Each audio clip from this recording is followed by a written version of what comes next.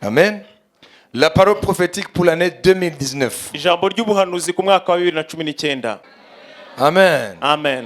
Sur le plan mondial, Mu rwego rw'isi la situation sera de plus en plus délétère ibihe bizagenda birushaho kugenda biba bibi dans plusieurs parties du monde, mu bice byinshi by'isi, que ce soit sur le plan social, haba ku rwego rw'imibereho économique, y'abantu no mu rwego rw'ubukungu, financier, amikoro etc. n'ibindi. S'il se trouve dans une nation Nihaboneka mu ishyanga runaka des hommes intègres que Dieu agrée, abantu b'abakiranutsi Imana yishimiye, ces derniers auront du répit au milieu des gros changements abo ngabo bazabona agahenge hagati y'impinduka et bouleversements ni miraba qui s'annoncent. irimo kuba imbere. Dieu nous renvoie dans Ézéchiel 14, 13, 14. Imana iratuyobora muri Ezekiel 14, 13, 14.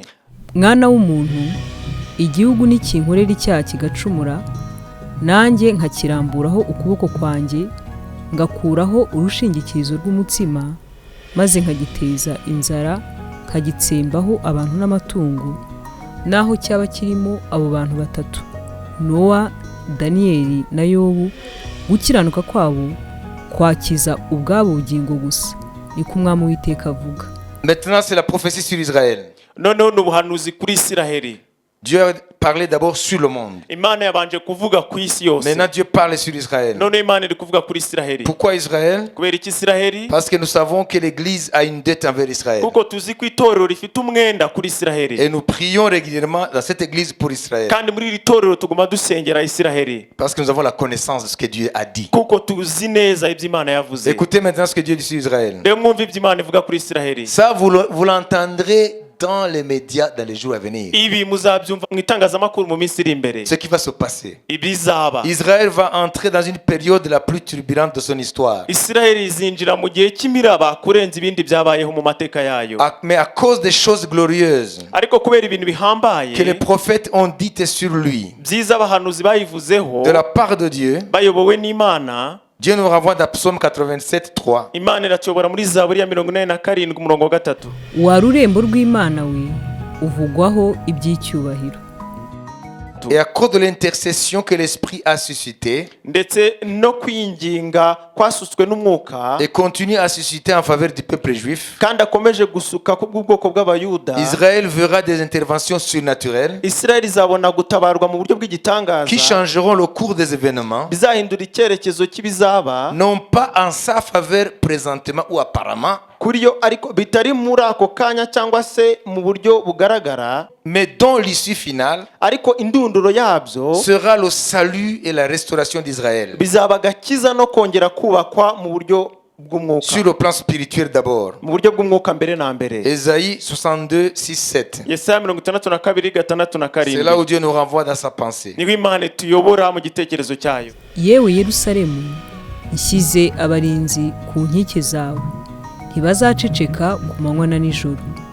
Yemwe abibutse Uwiteka ntimugatuze, kandi ntimukamuhwemere kugeza ubwo azakomeza i Yerusalemu akahindura ishimwe mu isi. Alors Dieu parle pour l'Église en général, Noneho rero Imana ikavuga no ku itorero muri rusange, le corps de Christ. umubiri wa Kristo. Pour l'Église de Dieu, Ku itorero ry'Imana au sein des nations, hagati y'amahanga il y aura des grands réveils spirituels hazabaho ububyutse bukomeye mu mwuka dans beaucoup de nations, mu bihugu byinshi, principalement cyane cyane celle de l'hémisphère sud. mu bihereye mu mugabane w'amajyepfo, Tout comme c'est cette partie du monde nk'uko ari nako gace k'isi qui va tirer l'économie mondiale vers le haut. kazazamura ubukungu bw'isi. Concomitamment, Hamwe n'ibi c'est dans ces pays ni muri ibyo bihugu d'où partira hazaturuka une flèche de délivrance umwambi w'intsinzi de la part de l'Éternel. wo gutabara wo Une gutabara, flèche de délivrance. umwambi w'intsinzi. Dieu nous renvoie dans 2 Rois 13, 17. Imana iratuyobora mu bami ba kabiri 13,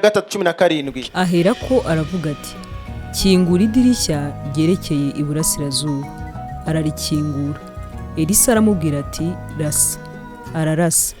Aravuga ati, ni umwambi w'Uwiteka unesha. Niwo mwambi wo kunesha Isiriya, kuko uzatsinda Abasiriya muri Afeka kugeza aho uzabatsembera. Cette flèche va libérer, Uwo mwambi uzakerura imbaraga, va libérer.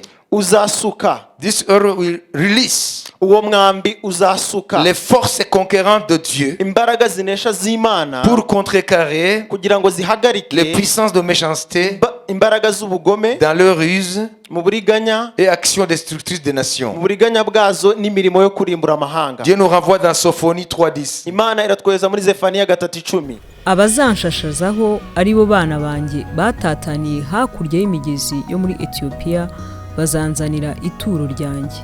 Et maintenant noneho arrive votre tour, Bethel. haje noneho umwanya wanyu Beteli. Pour mes enfants de l'église Bethel, kuri mwe bana banjye bo mu itoro Beteli, écoutez ce que je dis. umva icyo mvuga. À celui qui est ferme dans ses sentiments envers moi, ugushikamijeho umutima je lui assure la paix uzamurinda abe amahoro au milieu des épreuves qui s'annoncent. masa kuko akwiringiye. À celui qui est ferme dans ses sentiments envers moi, ni ukuvuga ngo uwo mu marangamutima ye ashikamye imbere y'Imana, sa relation avec ni Dieu, ukuvuga ngo ufitanye ubusabane bwiza n'Imana, je lui assure la paix nzamurinda au, abe amahoro au milieu des épreuves qui s'annoncent. mu bihe by'imiraba biri imbere. Ésaïe 26:3. Yesaya 26:3. ugushikamijeho umutima uzamurinda abe amahoro masa kuko akwiringiye. L'année qui s'achève, umwaka urangiye, j'avais ouvert mon trésor pour vous accorder quelques bénédictions. nari nakinguye ubutunzi bwanjye kugira ngo mbahe imigisha imwe n'imwe. L'année qui s'achève. mu mwaka ushize, Et vous me rendez grâce pour cela.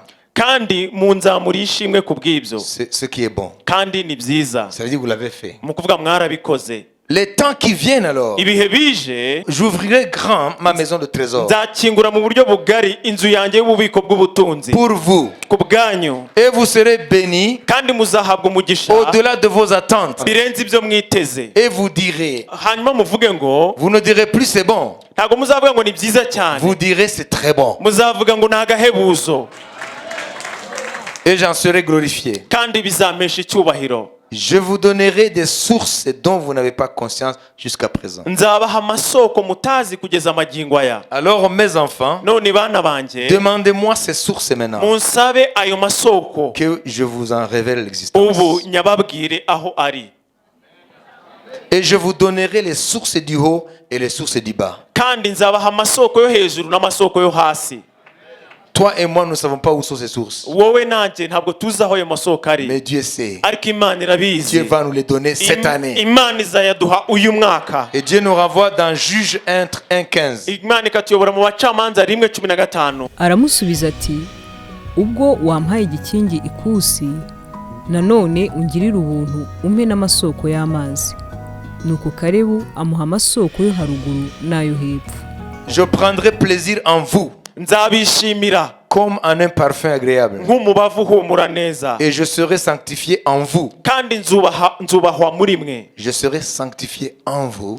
nzubahwa muri mwe, Les nations le verront. amahanga azabibona.